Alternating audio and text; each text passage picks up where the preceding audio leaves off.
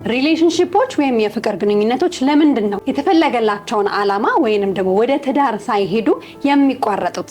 ዛሬ 3 ዋነኛ ምክንያቶችን እኔ ሴቶችን ወክዬ ሊቃውንት ደግሞ ወንዶችን ወክሎ እናወራለን። እንደምን አለክ? ሰላም ነው ጃ? እንደምን አለ? አለን ደና። ዛሬ ሪሌሽንሺፕ ላይ እስቲ የተወሰነ ሀሳብ ዲስከስ እናድርግ አይደል? ብዙ ጊዜ ለምንድነው ሪሌሽንሺፖች የተፈለገለትን ዓላማ ሳያሳኩ ትዳር፣ ቤተሰብ፣ ሀገር ነው የሚባለው? አዎ፣ ሳይመሰርቱ በመሃል ይቋጫሉ። እና በተለይ ስፔሻሊ ወጣቶች ጋር በጣም ናውዴይስ በጣም ደግሞ የበዛ ያለው እሱ ነው። ሰው ትዳር ለመመስረት ብዙ ፈቃደኛ አይደለም። ሪሌሽንሺፖች ባጭሩ ይቆራረጣሉ። አዎ፣ ትዳርን ይፈራል ሰው። አሁን በሁሉም ወገን እኮ ነው፣ ወንዱም ሴቱም። በጣም እንዲሁም የሆነ ጥናት እያየው ነበር አዲስ አበባ ላይ ያለው ይፍቺ ምናምን ብሎ ነበር የደነገጥኩት አይደል? ይሄ ሁሉ ሰው ምናምን ስል ነበርና ለምንድን ነው የማይቀጥሉት? እስኪ በወንዶች በኩልም በሴቶች በኩልም ያሉንን ሀሳቦች እናንሳ። እስኪ እናንተ ምንድነው የምትሉት? እኛ እንግዲህ የምንለው ምንድነው ወንዶች ኮሚትድ አይደሉም፣ ለሪሌሽንሺፑ ኮሚትድ አይደሉም። ኮሚትድ ማለት መሰጠት ነው። መሰጠት፣ መስዋዕትነት መክፈል ብዙ አይፈልጉም። ኧረ ተይ ጃ፣ እውነት አብዛኛው እኮ ነው ማለት ሁሉንም እያልኩ አይደለም። አሉ ኮሚትድ የሆኑ ወንዶች። ለምሳሌ አሁን እንግዲህ ሪሌሽንሺፕ ላይ ብዙ ጊዜ ትገናኛለህ አይደል? ትደዋወላለህ ምናምን ያለው ነገር እንደዛ ነው። ስለዚህ ያንን ለማድረግ ብዙ ጊዜ ሴቶች ናቸው ፑሽ የሚያደርጉት። ይሄ እንዴት ነው? ብዙ ጊዜ ወንዶች ወጣት ነን ገና ብዙ ጊዜ ያለን ምናምን የሚል ነገር ነው የሚያስቡት።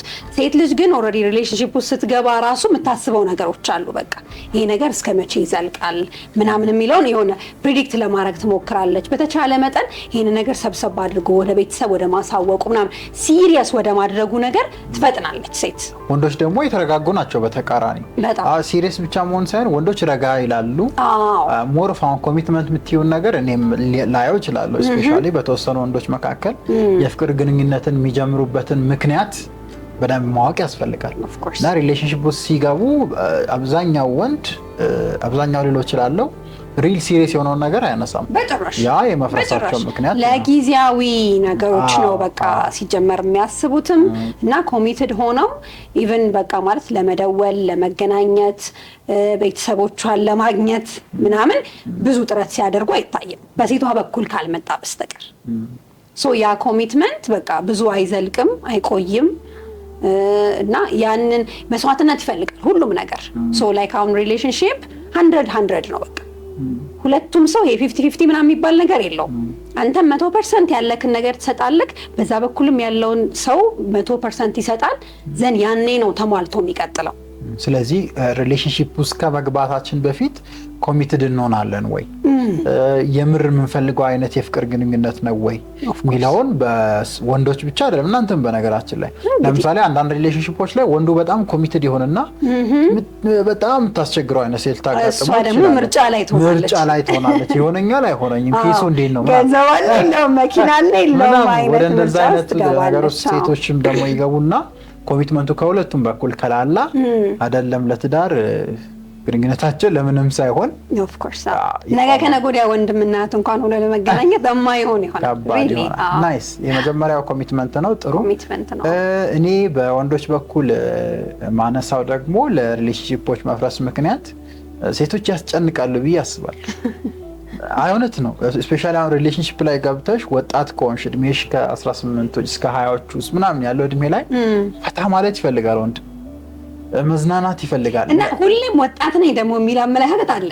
ኢቭን እስከ 30 ራሱ ወጣት እንደሆነ ነው የሚያስቡት። እሱ እውነትም ስላለው ወንድ ልጅ ግን ኦልሞስት 25 ምናምን ከደረሰች በኋላ እንዴ ምናምን ብላ ማሰብ ትጀምራለች። እሱ ናቹራል ኔቸር ነገር ነው። ወንድ ልጅ 40 ዓመቱ ላይ ቢሞት በልጅነቱ ተቀጨኮ ነው ይባላል።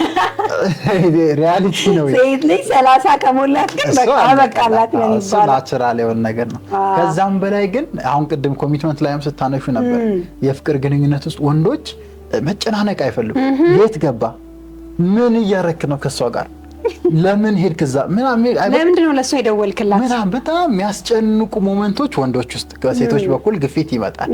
አይ ቲንክ ያ ነገር ሪሌሽንሺፕን እንዲቋረጥ በጣም አስተዋጽኦ አለው ብዬ አስባለሁ። ምን ታድርግ ታዲያ? እሺ አይ ፍሪደም መስጠት አለባት። አንደኛ ቅድም እንዳልነው ሪሌሽንሺፑ በመተማመን ላይ ፎከስ ያደረገ አንዱ ለአንዱ ተናቦ በደንብ ተዋውቆ የሚጀመር አይነት ሪሌሽንሺፕ ቢሆን እንዲህ አይነት ነገሮች አይመጡም።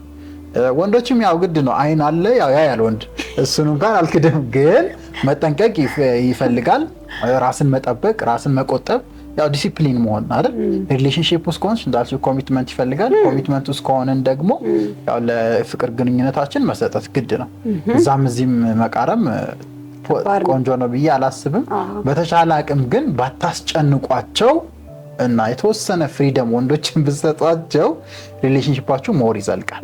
ያ ላይ ግን ትረስትን ቢልድ የምታደርጉበትን ስቴፕ ደግሞ ሞር ማውራት፣ መወያየት፣ መማር፣ መሰልጠን ያ አይ ቲንክ ሪሌሽንሺፖች ሎንግ እንዲሆኑ ያግዛል ብዬ አስባለሁ። እንግዲህ በእኔ በኩል ሶስተኛው ምክንያት ብዬ ማነሳው ወንዶች አይታመኑም። አይታመኑም። ሪሊ በጣም አስቸጋሪ ነው። በጣም አስቸጋሪ ነው። ፍሪደም ስትሰጣቸው መከራ ነው። ስትቆጣጠራቸው አሁን እንዳልከው ተቆጣጠርሽን ምናምን የሚል ነገር አለው። በቃ አስቸጋሪ ነው። በቃ ሶ አሁን ከሪሌሽንሺፑ ጎል አንጻር ቢታይ አይሻልም? ወንዶች አይታመኑም ከምንል ለምሳሌ አንዳንድ ወንዶች በቃ መጀመሪያ የወደዷትን ሴት በሪሌሽንሺፕ ያወቋትን ሴት ከሷ ውጪ በቃ አይናቸው ይኖራል። የሚያብዱ ሰዎች ምናምን አጋጥሞሽ ያውቃል? ጎፋ ራሱ የምናውቀው አለና በአንድ ሴት ምክንያት ህይወቱን ሙሉ የተበላሸበት ሰው አለ። እስከዛ ድረስ ሁሉ ጊዜ ይቆማል። እሷ የጠበቃት ቦታ የቀረችበት ቦታ ይቆማል። ስቲል ይቆማል። በታክሲ ምናምን ስንመላለስ አየዋለሁና በጣም ነው የሚገርመው። ስለዚህ እንደዚያ ያህል መሰጠት ያለው የፍቅር ግንኙነት የሚገቡ ወንዶች አሉ። ስለዚህ መታመኑ ምናልባት እንደ የወንዱ ይለያያል ብዬ አስባለሁ። ግን ከሴቶች አንጻር ስናየው ወንዶች ሞር በጣም ቺት ያደርጋሉ። እስቲ ቤተሰቦች እዚህ ላይ እናንተም ሀሳባችሁን ስጡ። ወንዶች አይደለም ሪያሊቲ እኮ ነው። አሁን ሪያሊቲ ነው። ለምን አሁን ለምሳሌ ኢቭን በትዳር ራሱ ማለት ነው ላይክ አሁን ባል ሲሞት ከሌላ የተወለዱ ምናምን ወንዶች ልጆች ምናምን መተው ምናምን አጋጥሞ ካያውቅም ይኖራል አለ አይደል? እና ከሴቷ አንጻር ስታየው ወይ ወንዶች ላይ በጣም ይበዛል። ከሌላ የወለደችው ልጆች አይኖሯትም ብዙ ጊዜ ማለት ነው። ይሄን ለቤተሰቦች ፍርዱን እንስጥና ግን አለመታመን በወንድ በኩል ብቻ ሳይሆን በሴቷም በኩል ለሪሌሽንሺፖች መፍረስ ትልቁ ምክንያት ነው። እንዳነሳሽው ካልታመነች እሱም አብሮ መቆየት አይፈልግም። አይደለም ለትዳር ለምንም ነገር ላይ እንዳልሽው ነገ ከነገ ወዲያ እንኳን መንገድ ላይ እንደ ጠላት የሚተያዩ ሰዎች ሊሆኑ ይችላሉ። አለመታመን ትልቁ ምክንያት ነው። የመጨረሻው ለሪሌሽንሺፖች መፍረስ ዋነኛ ምክንያት ብለን የምናስበው በወንዶች በኩል የሪሌሽንሺፖች ኃላፊነት እኛ ጫንቃ ላይ መውደቅ። ሩቅ እንዳትሄጂ ከካፌ ሻይ ይጀምራል፣ ፋይናንስ በርገሩ ይጀምራል። ኃላፊነት በጣም ኃላፊነት አለብን። ከዛም በኋላ የሚመጣው ኃላፊነት ለምሳሌ ትዳር ውስጥ ለመግባት ልጅ ስትወልጂ ምናምን በወንድ በኩል በጣም ብዙ ኃላፊነቶች አሉ። ስትገናኝ የምታስበው ዛሬ የት ልጋብዛት ነው? በርገር ነው የምጋብዛት? እንትን ነው የምጋብዛት? ሴቶች ደግሞ እንደዛ አይነት ባህሪ አለባቸው፣ የመቅበጥ ኧረ ይሄ ነገር አይመቸኝም ምናምን ትላለች። አንዳንድ በጣም ፊልም ላይ የምናያቸው ካራክተሮች አሉ አይደል? በጣም በቃ ኦቨር አክት የሚያደርጉ ይሄን አልፈልግም፣ ይሄን አልበላም፣ ይሄን አልጠጣም፣ እዚህ ቦታ አልሄድም፣ በቃ ምርጫ በምርጫ ነው። ስፔሻሊ ከፋይናንስ ከገንዘብ አንጻር የወንዶችን ኃላፊነት ከባድ የሚያደርጉ በጣም ብዙ ሴቶች ዲስ ዴይስ ደግሞ ተይ የስሙላ አላቸው እንብላው ምናምን የሚባሉ ሁላ ሴቶች አሉ። እና እንደዛ አይነት ሴቶች እየበዙ በሄዱ ቁጥር ወንዱ ኃላፊነትን ፍራቻ ያለበት የኃላፊነት ጫና ብቻ ሪሌሽንሺፕ ላይ እንዳይጸና በቀጣይነት ሪሌሽንሺፕ ትዳርንማ እንዳያስብ ልጅ ምናምንማ ተይው። ለዛ እኮ ነው ዲስ ዴይስ በቃ አሁንም እኮ ሪሌሽንሺፕ ውስጥ ገብተው ትዳር ውስጥም ከገቡ በኋላ ወንዶች የሚፈረጥጡት እኮ ለዛ የሚፈረጥጡት ጭራሽ ዲስ ዴይስ አላልኩሽም ቅድም በጣም የፍቺ ቁጥር ምናምን ያነበብኩት ዳታ ላይ በጣም በአመት ውስጥ እንትን ከሚሉ ትዳሮች በወሩ በሳምንቱ ኧረ የተጋቡ ቀን ላይ ይፋቷሉ አሉ ጽሁፍ ላይ ሳነብ እና እንደዛ አይነት ነገሮች ውስጥ ወንዶችን የሚያደርጉ አይ ቲንክ ኃላፊነቱ በጣም መብዛት ይመስለኛል። በአራተኛነት ማስቀምጠው እሱ ነው። ይሁን እንግዲህ እነዚህ ወሳኝ የምንላቸው ነጥብ ነው። ግን አንድ የተረሳ ደግሞ ወሳኝ ነጥብ አለ። በሴቶች በኩል የረሳሁት አንድ በጣም ወሳኝ የብዙ ሪሌሽንሺፖች መፍረስ ምክንያት ምን ይሆን? ቲክቶክ፣ ፌስቡክ፣ ዩቲዩብ ማይሆን ነገር እዛ ላይ ያያሉ። ማይሆን ቪዲዮ የሆነች ሴት ዱባይ ሄዳ ፎቅ ላይ ስትንጠለጠል ያያሉ። ይሄው 1 ሚሊዮን ብር ቀለበት ገዛው ምናምን ሚል ስቶሪ ያያሉ። ከዛ ጣራው ከፍ ገንዘብ የሌለው ወንድ አይኑን እንዳላይ እቺን ካልጋበዝከኝ ምን ትሰራል? ለምን ትደው ባይ እንደዛ አይነት ነገር አክቹሊ ቲክቶክ ላይ ምንም ቪዲዮ አይቻለሁ። የሆነች ልጅ እንዲያውም ሬንጅ ሮቨር ከሌለክ ምናምን እንደዛ አይነት ቪዲዮ አይቻለሁ። በጣም የሪሌሽንሺፕ ከሌለክ ለምን የምታናገረኝ ምናምን በቃ የሪሌሽንሺፕን ስታንዳርድ ከፋይናንስ አንፃር ብቻ የሚያዩና ከፍ ያደርጉ የሰቀሉ ሴቶች ተፈጥረዋል። እና የነዛ ሴቶች መብዛት በእርግጠኝነት የብዙ ሪሌሽንሺፖች መፍረስ ምክንያት ነው ብዬ አስባለሁ። እና ሆን ብለው ይቀርቧቸዋል ወንዶች። በነገራችን ሪሌሽንሺፕ ላይ ያሉ ትዳር ላይ ያሉ ወልደው ከብዶ ያሉ ወጣቶችን ሰዎችን እኮ ለፋይናንሱ ይሄን ላይ ሶሻል ሚዲያ ላይ ያሉ ላይፍ ስታይሎች እንዲሰጧቸው እያሉ ይቀርቧቸዋል። ሪሌሽንሺፓቸውን በጣም ያጨማልቃሉ፣ ያበላሻል።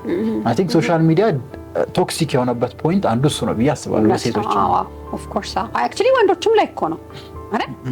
አይ ወንዶች ላይ እንኳን እንደዚህ አይደለም። ኧረ አለ ተው። አይ ተይ ግዴታ አለ ወንዶች ያለ እንዴ? ኧረ የለንም። ይሄ ለገንዘብ ብለን ምናምን ሴት ምናምን ቀርበን ኧረ አለ። እስቲ ኮሜንት ላይ ቤተሰቦች አስቀምጡልን። የሪሌሽንሺፖች መፍረስ ምክንያት የምንላቸውን በዚህ ቪዲዮ የተወሰነ አስቀምጠናል። እናንተ በእናንተ በኩል የምታውቋቸው ካሉ የምትሏቸው ካሉ እንደው ኮሜንት ላይ ቢያስቀምጡልን በጣም ደስ ይለናል። በቀጣይ አስተማሪ ቪዲዮ እስክንገናኝ ሊቅነቶች ነበርን። እናመሰግናለን። ሰላም ቆዩልን።